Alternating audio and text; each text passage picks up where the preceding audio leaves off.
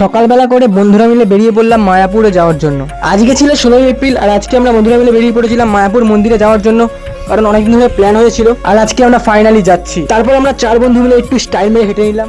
দেখতে দেখতে কিছুক্ষণের মধ্যে আমাদের ট্রেনে চলে আসলো ফাইনালি কাটোয়া লোকাল। এটা ছিল সকালবেলার ফার্স্ট ট্রেন আর আজকে ছিল এত গরম, সকাল থেকে ঘাম মুছতে মুছতে আমরা পুরো পাগলা হয়ে গেছি। তারপর আমরা ট্রেনে উঠে বাইরের প্রকৃতি দেখতে দেখতে চলে আসি আমাদের গন্তব্যস্থল। ট্রেন থেকে আমরা নামি বিষ্ণুপ্রিয়া হল্ট স্টেশনে। তারপর সেখান থেকে টোটো করে চলে আসি আমরা নবদ্বীপ ঘাটে। এখানে এসে দেখি কত লোক যাচ্ছে ওই মায়াপুর মন্দিরে। এত গরমে শুধু আমরা না, আরো অনেক লোক যাচ্ছে, দেখতেই পাচ্ছ। আমরা টিকিট কেটেছিলাম 10 টাকা দিয়ে, সেই জন্য আমাদের ছাউনিওয়ালা লঞ্চ আমাদেরকে নিতে এসেছে। এই নৌকাগুলো ভাড়া কিন্তু 5 টাকা করে, আমরা যেগুলো ধরেছি সেগুলো 10 টাকা করে ভাড়া। আমাদের নৌকাগুলোতে কিন্তু উপরে সেট দেওয়া ছিল আর দূর থেকে কিন্তু মায়াপুর মন্দিরের যে চূড়াটা সেটা কিন্তু দেখা যাচ্ছে স্পষ্ট, দেখতে কিন্তু বেশ দারুণ লাগছে। কে বলেছে গরমে কেউ ঘুরতে যায় না? দেখো লঞ্চে কত ভিড় হয়েছে, এটা তোমরা দেখাতে পারলাম না, সরি। ফাইনালি গেছে আমরা লঞ্চ থেকে নেমে পড়েছি, এখন যাচ্ছি আমরা মন্দিরের উদ্দেশ্যে। আর আমি ফার্স্ট টাইম ঠিক এইভাবে আসলাম, লঞ্চে করে ট্রেনে করে আসলাম। এর আগে এসেছিলাম গাড়ি করে, এসেছিলাম মামা বাড়ি থেকে কাছে। আর তোমরা তো বুঝতে পারছো গরমে পুরো আমাদের অবস্থা একেবারেই খারাপ হয়ে গেছে।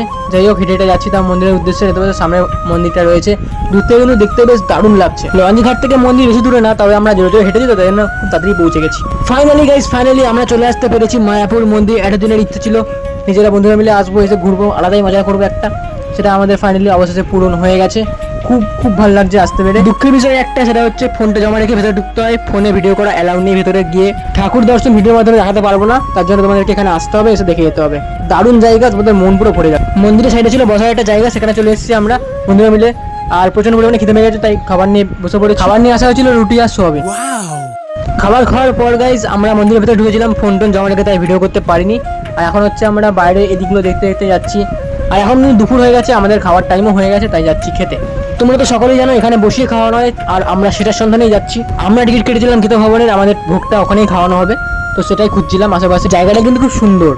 ফাইনালি গাইস আমরাও কিন্তু বসে গেছি খাবার জায়গাতে খেতে। আর এখানে কিন্তু ঠিক এভাবেই খাওয়ানো হয় লাইন দিয়ে পরপর। ব্যাপারটা কিন্তু খুব সুন্দর। খাওয়া দাওয়া হয়ে যাওয়ার পর চলে আসি বাইরে। তারপর একটু আম্মাকে খেতে খেতে বাইরে একটু আবহাওয়াটা ফিল করছিলাম। আর এত গরম, সত্যি কথা আম্মাকে না খেলে ঠিক ভালো লাগছিল না। যাই হোক খেয়েছি, খুব ভালো লাগছিল। এখন আমাদের সময় হয়ে গেছে বাড়ি যাওয়ার। সারাদিন রোদে ঘুরতে ঘুরতে কিন্তু শরীর পুরো ক্লান্ত হয়ে গেছে। যাই হোক এখন যাচ্ছি লঞ্চে করে বাড়ি। সারাদিনের মিনি ব্লগটা কেমন লাগলো অবশ্যই কিন্তু কমেন্টে জানিয়ে দিও। টাটা।